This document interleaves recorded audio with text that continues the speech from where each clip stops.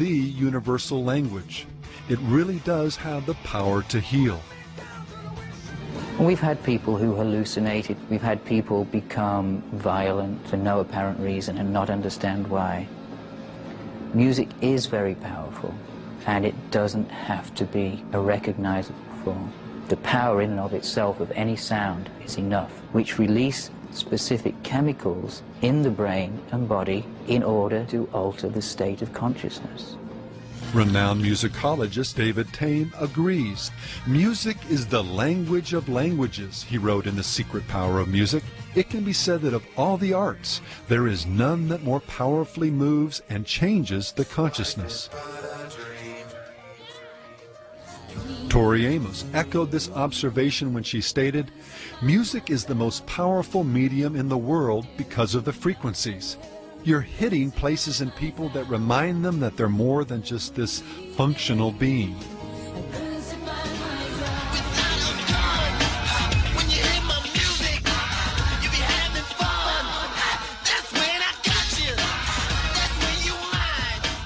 The artist, once again known as Prince, gave his perspective on the power of these frequencies when he told an interviewer, "The other night I went to a club and I watched the DJ control the entire room. Even politicians can't do that." Incredibly, given his own history of X-rated songs, he went on to reflect on the power of lyrics. "I watched the DJ reach for the new album by B.I.G. and put it on, and the crowd went crazy. I asked him, 'Do you know what he's saying in those lyrics?' He said he didn't know. Then he tried to tell me he wasn't playing it for the lyrics, that for him it's all about the beat. But it's affecting people. Everything we put out there is affecting people. The message matters, my brother." Weighing her own influence as a musician against that of being an actor, Courtney Love admitted that there was a more bourgeois respectability to acting. But Meryl Streep doesn't know the sublime pleasure of standing in front of 10,000 people and making them do whatever you want.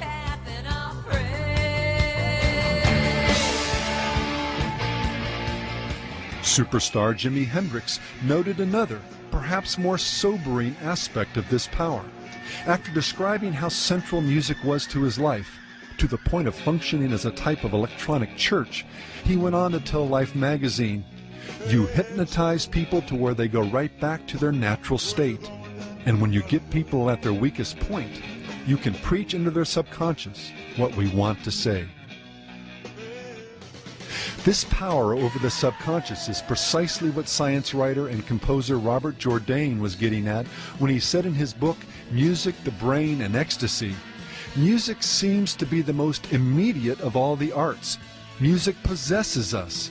It really is as if some other has entered not just our bodies, but our intentions, taking us over." Well, music is your special friend. Dance on fires, it intends. There's probably no contemporary artist who's made a greater study of music's awesome power over the human soul than percussionist Mickey Hart.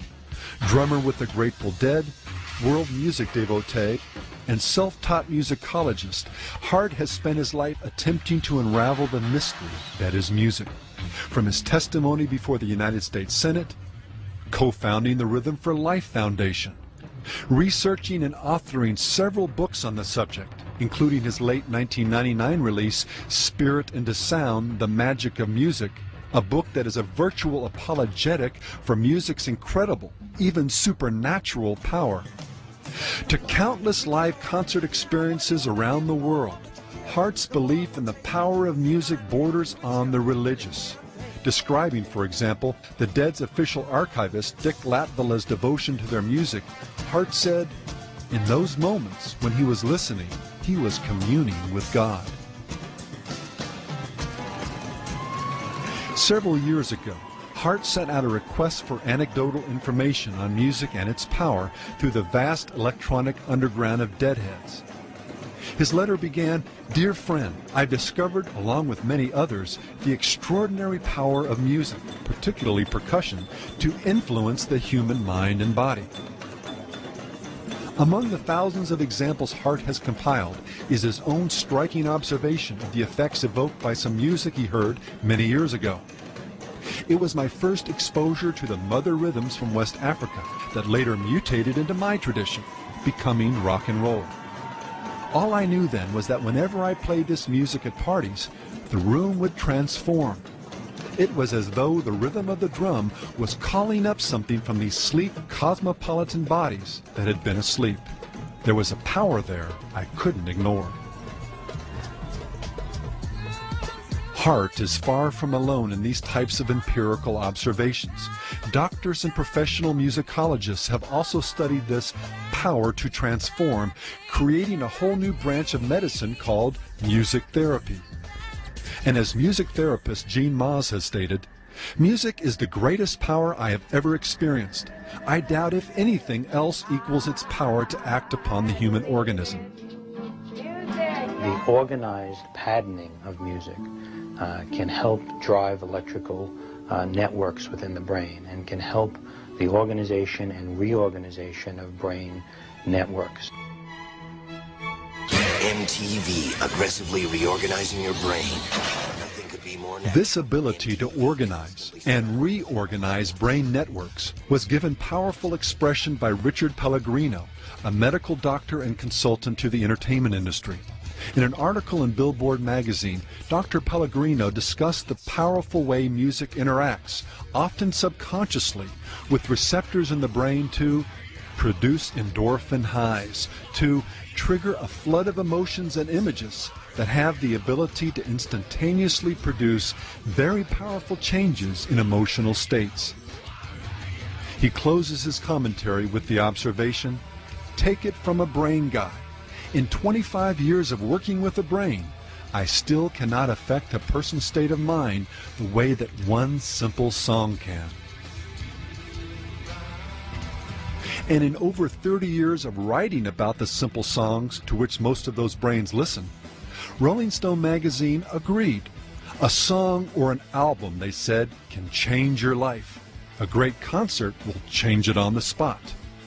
And when they're honest, the fans agree. The music itself just gave you this feeling that you couldn't forget. It was like embedded inside of you. And even if you didn't know what the lyrics were, the music transported you into that realm that Kurt Cobain wanted you to be in. Much in the way Manson courts controversy, his fans began to follow suit, or dress. Years ago, Marilyn got in trouble for bringing his Kiss lunchbox to school. A generation later, the stiletto heel was on the other foot, as kids were getting busted for emulating Mr. Manson. You're my inspiration. Do you want to know why? Why? There's a lot of reasons. You've inspired me to do so many things. Like, I think about you every day, and I listen to your music every day, and you keep me going. They have totally changed my life. They are gods. I love Korn. And they take it quite seriously. I look into the faces of our fans, and I see that they've been touched by the Dark Carnival. Basically, to them, there's nothing fantasy about it. It's like, it's what they're into. I mean, it really is a real existence to that. Their music is like a background to my life. Like everything that happens to me now, it's like my own little soundtrack. And I just want to like be able to hang out with them and say that I hang out with like the people that like have influenced my life. Music is an extension of yourself. And it's like when people accept it, they're accepting you. You know, multitudes of people just vibing off your stuff. You know what I'm saying? Just heads bobbing. To me, it's like a drug. It's like euphoria. As soon as you turn on that beat, I'm in a different world. You know what I'm saying? Well, a renowned musicologist certainly knew exactly what he was saying when he observed music really is a powerful drug. It can poison you, lift your spirits, or make you sick without knowing why. Well, in a moment, we'll try to understand why. Just how it is music can exert, for good or evil, this type of influence over us. But first, it's important to also note that what music can do to the individual, it can do to their entire